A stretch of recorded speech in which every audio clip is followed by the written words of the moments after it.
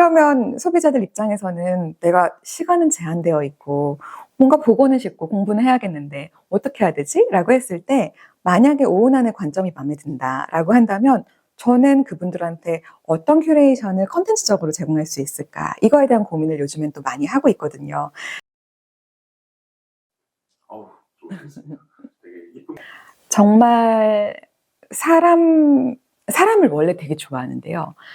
진짜 귀한 사람들이 주변에 계속 이분도 귀하다, 이분도 귀하다, 이분도 귀하다.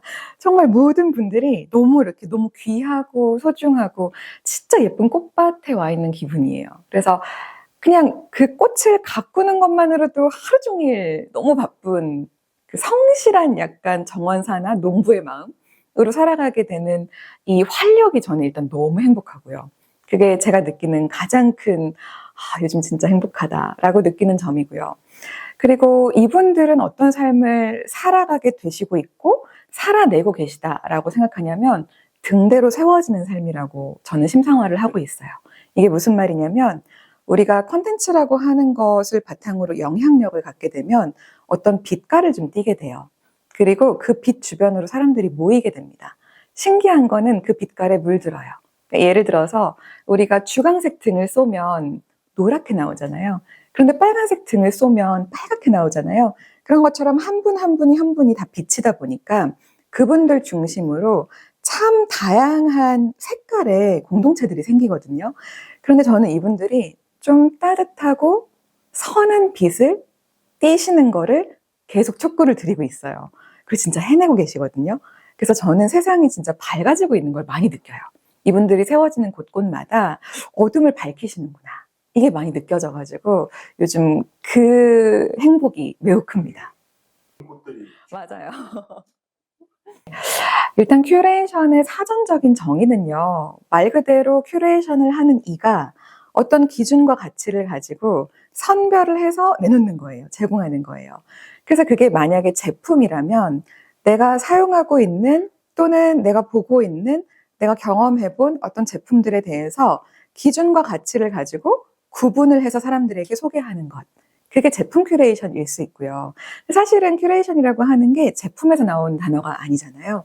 뭐 미술 작품에서 나왔다고도 하고 컨텐츠도 큐레이션 하잖아요. 무엇이든 이렇게 큰 덩어리가 있으면 그것을 어떻게 구분하느냐에 따라서 그리고 어떻게 담아내느냐에 따라서 다 다른 모습이 되고 다른 해석이 되잖아요. 그것을 큐레이터가 해내는 작업이라고 저는 보고 있고요. 그래서 각 크리에이터 분들이 각자가 가진 기준과 가치관에 의해서 되게 고유한 큐레이션이 태어난다고 생각해요.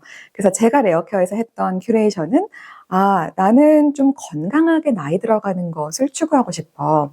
그리고 그때 삶의 다양한 밸런스를 우리가 잘 맞춰가야 된다고 생각해. 그래서 육적으로나 뭐 지적으로나 영적으로나 모든 면에서 우리가 그 밸런스를 맞춰가려고 하면 그것을 돕는 도구들이 좀 필요할 텐데 그게 무엇이 되어야 할까라고 하는 거에 대해서 제가 좀 말씀을 드리고 싶어하는 입장에서 제품 큐레이션을 했던 거고요. 지금은 조금 역할이 달라졌다 보니 컨텐츠를 큐레이션을 또 하고 있다고 생각해요. 제가 오리지널하게 만들어가는 노력을 하고도 있지만 사실 논문도 요즘 많이 보거든요. 그러면 세계적인 학술지에서 나오고 있는 마케팅에 대한 검증된 이론들이 굉장히 많이 계속해서 만들어지고 있어요. 저희가 볼 게 너무 많잖아요. 뭐 좋은 칼럼도 많고 유튜브도 많고 방송국발 뭐 컨텐츠도 많고 그다음 CEO 저널에서 만들어주시는 것도 좋은 컨텐츠고 그러면 소비자들 입장에서는 내가 시간은 제한되어 있고 뭔가 보고는 싶고 공부는 해야겠는데 어떻게 해야 되지? 라고 했을 때 만약에 오운환의 관점이 마음에 든다라고 한다면 저는 그분들한테 어떤 큐레이션을 컨텐츠적으로 제공할 수 있을까? 이거에 대한 고민을 요즘엔 또 많이 하고 있거든요. 그래서 그런 식으로 큐레이터가 되는 누군가가 본인들의 독자를 생각하며 본인들의 대상들을 생각하며 나는 이러한 관점과 이런 앵글로 제가 보고 있는 것들을 정리해 봤어요. 함께 즐겨보시겠어요? 하는 행위. 저는 그것을 큐레이션이라고 말씀드리고 싶습니다. 좋습니다. 마케팅. 사실 학부를 입학하고 처음 선택한 전공은 심리학이었어요. 그래서 제가 학부 전공이 심리학으로 시작을 했는데 저희가 이제 공부를 하다 보면 학교에서 이중 전공, 복수 전공, 심화 전공 해서 공부를 더 할 수 있는 제도들이 있잖아요. 제가 심리학을 공부를 할 때 임상도 재밌었고 생물도 재밌었고 인지도 재밌었는데 가장 재밌었던 게 소비자 심리학이었어요.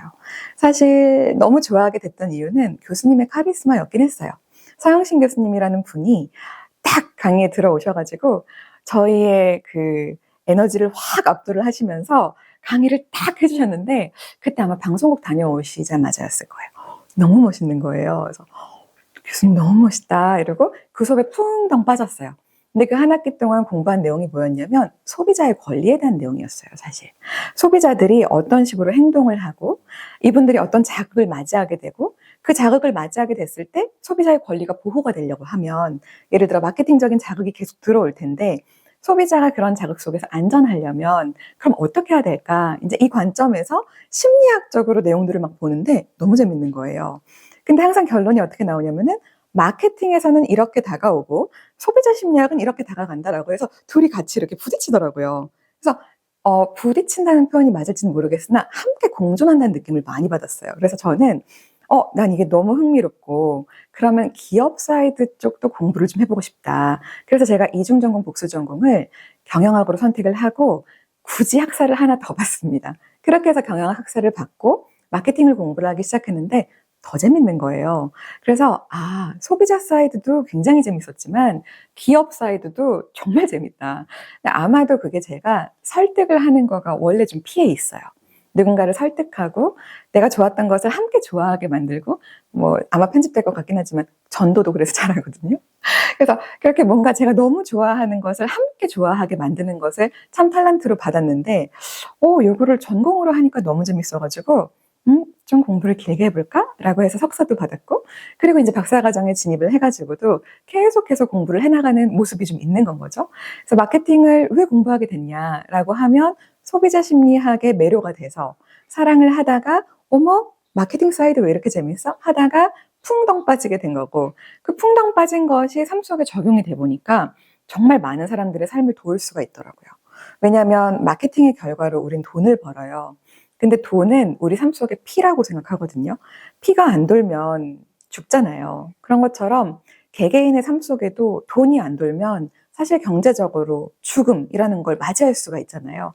그래서 그런 부분에 피를 돌리는 것이 마케팅이라면 이건 또 되게 잘 알 필요가 있겠구나 해서 그런 부분들을 제가 잘 이해하고 있는 것들을 또 요즘은 사람들께 소비자 사이드, 마케팅 사이드 다 이렇게 융합해가지고 알려드리는 것을 노력을 좀 많이 하고 있습니다.